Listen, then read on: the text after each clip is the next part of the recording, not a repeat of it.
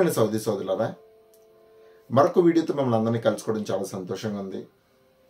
మనము అనేకమైన సంగతులు మనం నేర్చుకుంటాము. దాంట్లో ఈరోజు మనం నేర్చుకోబోయేది ఏంటంటే కనుక, పరలోకం వెళ్ళడానికి అంటే నిత్య జీవాన్ని స్వతంత్రించుకోవాలంటే మనం ఏమి చేయాలి? ఇది మీకు తలపడినటువంటి ప్రశ్న కాదు నాకైతే తెలియదు, కానీ ప్రతి ఒక్కడు కూడా ప్రశ్నించుకోవాల్సిన ప్రశ్న. నిత్య జీవం పొందడానికి అంటే ఎటర్నిటీ పొందడానికి నేను ఏం చేయాలి? ఒక ధనవంతుడికి వచ్చినటువంటి ప్రశ్న. యేసుక్రీస్తు వారు తన మార్గంలో వెళ్తుండగా ఒక ధనవంతుడు పరిగెత్తుకుంటూ వచ్చి ఆయన ఎదుట మోకాల్లోని, సద్బోధకుడా, నేను నిత్య జీవం పొందడానికి ఏ మంచి కార్యం చేయాలని చెప్పేసి ఆయన అడుగుతాడు. ప్రియమైన వాళ్ళారా, మనం దీని సందర్భాన్ని చూసుకోవచ్చు. మార్కు 10వ అధ్యాయము 15 నుంచి 20 వచనాల వరకు కూడా అక్కడ ఆయన అంటాడు, అయితే నువ్వు నరహత్య చేయవద్దు, దొంగలించవద్దు, అబద్ధ సాక్ష్యం పలకవద్దు, ఎదుటివాడిని ఏది కావాలని కోరుకోవద్దు, నీ తల్లిదండ్రులను సన్మానించమని చెప్పేసి ఆయన చెప్తాడు. ప్రియమైన వాళ్ళారా, అలా చెప్పిన తర్వాత మొట్టమొదటిసారిగా యేసుక్రీస్తు వారిని వెంబడించాలి అంటే నిత్య జీవాన్ని పొందుకోవాలంటే కనుక మనిషి తను జరిగిస్తున్నటువంటి చెడు క్రియలు విడిచిపెట్టాలి. ఈ చెడు క్రియలు విడిచిపెట్టకుండా దేవుని దగ్గరికి రాకూడదు. వచ్చినా సరే దానికి ఫలితం ఉండదు. ప్రియమైన వాళ్ళ ఇంకా రెండంతల శిక్షకు నువ్వు వెళ్ళిపోతావు. అందుకనే చెప్తున్నాడు, ఫస్ట్ నువ్వు చేయవలసినటువంటి ధర్మాన్ని చేయొచ్చు, ఎదుటి వాటిని దోచుకోద్దు. మొట్టమొదటిసారిగా యేసుక్రీస్తు నన్ను ఫాలో అయిపోమని చెప్పలేదు. ఎవరైతే నిత్య జీవాన్ని స్వతంత్రించుకోవాలని యేసుక్రీస్తు వారిని అడుగుతారో ఆయన చెప్పే సమాధానం మొదట నీ చెడు క్రియలన్నీ మానే. ఎదుటివాడిని దోచుకోవాలి, ఎదుటివాడిని హాని జరిగించాలన్నటువంటి ఆలోచన చంపే. అది చంపేసిన తర్వాత నువ్వు చేయవలసినటువంటి కర్తవ్యం ఉంది.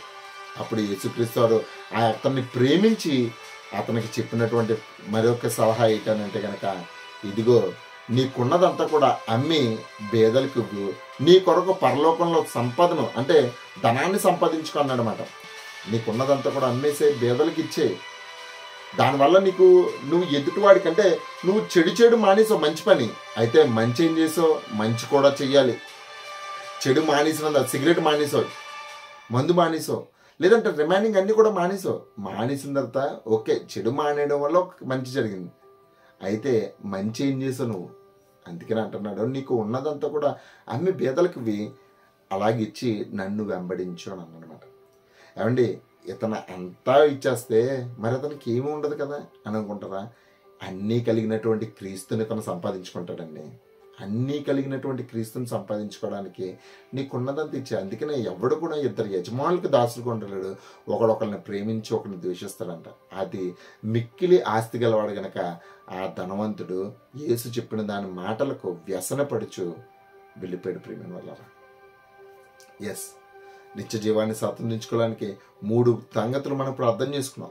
మొట్టమొదటిసారిగా చెడు క్రియలు జరిగించకూడదు, మంచి క్రియలు జరిగించాలి, యేసు చెప్పినట్టుగా ఫాలో అవ్వాలి. యేసు కొత్త నిబంధనలో ఉన్నట్టు మనకి చెప్పింది ఒకటే, నిన్ను వల్ల నీ పొరుగువాడిని ప్రేమించువాడు. ఒక్క ఆజ్ఞ తప్ప మరి ఏ ఆజ్ఞ నీకు ఇవ్వడానికి నేను ఇష్టపడలేదు. డూ దస్, అంతే. అయితే యాకోబు రాసిన పత్రిక 1వ అధ్యాయం 27వ వచనం చెప్తాడు, తండ్రి అయిన దేవుని ఎదుట నిష్కలంకమైన భక్తి ఏది అంటే గనక, ఇదిగో విధవరాలను వారి ఇబ్బందుల్లో పరామర్శించడం, అనాథ పిల్లలకు వారిని చేర్చుకోవడము, అలాగే ఈ లోకపు పాపం అంటించుకోకుండా ఉండడమే దేవుని ఎదుట భక్తి. ఎంతమంది ఇలాంటి భక్తిని జరిగిస్తున్నారు? Yes, in order to inherit the kingdom of heaven you should need to do these things. మీరు ఈ క్రియలు జరగకపోతే కనుక పరలోకం చేరుకోవడం అసాధ్యం. అందుకనే ఇప్పటివరకు మీకు ఎలాంటి ఆలోచన లేదనుకుంటే కనుక కంపల్సరీ ఫాలో అవ్వండి. చెడు క్రియలు మానేయండి, మంచి క్రియలు జరిగించండి, క్రీస్తుని ఫాలో అవ్వండి. అదే యేసు వేసినటువంటి మార్గము, మనందరము నడవాల్సినటువంటి మార్గము. మనము దేవునితో నిత్య జీవాన్ని పొందుకోవడానికి కావాల్సినటువంటి ధన్యత.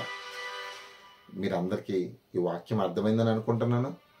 మీకు ఇలాంటి వీడియోస్ కావాలంటే కనుక లైక్ చేయండి, షేర్ చేయండి, సబ్స్క్రైబ్ చేయండి, మీ ఫ్రెండ్స్ అండ్ ఫ్యామిలీ మెంబర్స్కి రికమెండ్ చేయండి. ఎందుకంటే కనుక లెంతీ మెసేజెస్ ఎక్కువ మాట్లాడుతున్నప్పటికీ కూడా మీలో చాలామంది ఎవ్వరూ కూడా చూడడం ఎంతో కష్టపడి దేవుడు నాకు ఇచ్చినటువంటి ఆలోచనలు అన్నింటినీ కూడానండి ఇలాగ వీడియోలో రికార్డ్ చేసి మీ అందరికీ అందిస్తున్నాను. సుమారుగా 300 మెసేజ్ల వరకు మాట్లాడాను.